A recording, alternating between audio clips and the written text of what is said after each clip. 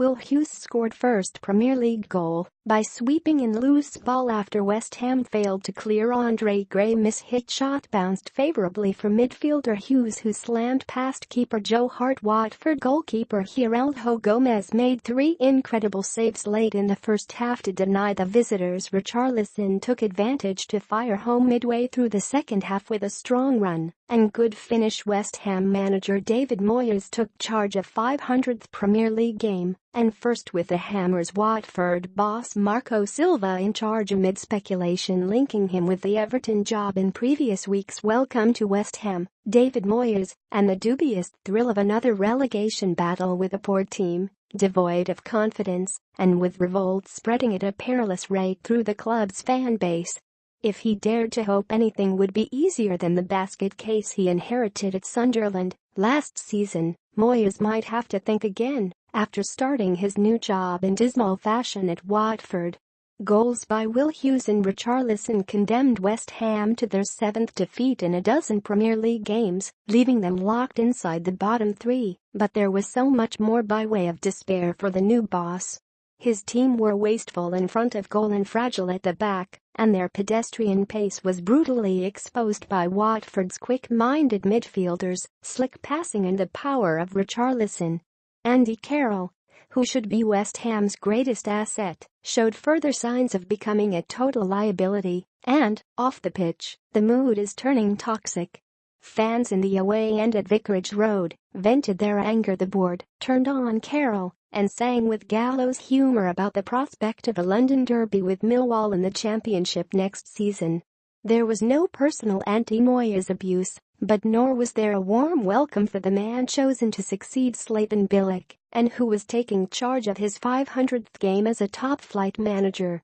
It made for a surreal occasion, because there was a notable lack of affection from home fans towards Marco Silva despite Watford's desire, energy and deserved win which lifts them up to 8th.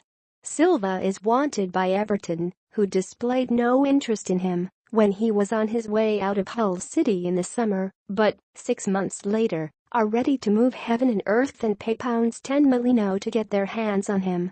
Silva, it appears, would like the chance to leave, and who can blame him? Watford's sacking culture under Gino Pozzo means they hardly represent a secure future for any manager. And, as always, a giant banner in honor of the Italian owner unfurled before kick-off, just in case there was any doubt about where the real power lies at Vicarage Road. The only question was whether the team had been unsettled by Everton's intrusion into their affairs. The answer was soon clear as they moved into an early lead, when Hughes pounced on a miscued effort by Andre Gray and claimed his first goal since a transfer from Derby in the summer. Until then, the encounter had been unruly and disjointed, with Carroll making life uncomfortable for Watford's defenders. Dutch wing-back Marvin Ziegler made his club debut with cotton wool plugs in his nostrils after an aerial challenge with West Ham's centre-forward in the opening 10 seconds. Whether it was a foul or not, it was a dumb move by Carroll, starting his first game since a red card at Burnley, and immediately turned his physical style into an issue for referee Andre Mariner. Each moment of contact was exaggerated by opponents and the home crowd. Mariner booked him in the first half and Carroll lacked control, which did nothing to help his team establish a grip on the contest. Watford, in contrast, zipped the ball fluently. Hughes and Tom Cleverley were influential in midfield and Richarlison caused havoc whenever he picked up the ball and ran at West Ham. Joe Hart denied the young Brazilian in the first half and produced a fine save from Adrian Mariappa before conceding the second. Richarlison collected a pass from Hughes, breezed past Winston Reid, and drove it low past Hart to effectively secure the points.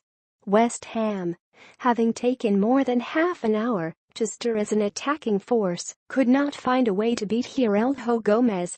With the score at 1-0, Gomez foiled Chiku Kuwait and then produced a double save to frustrate Marko Arnautovic, beating out his header and then blocking his follow-up attempt with a boot.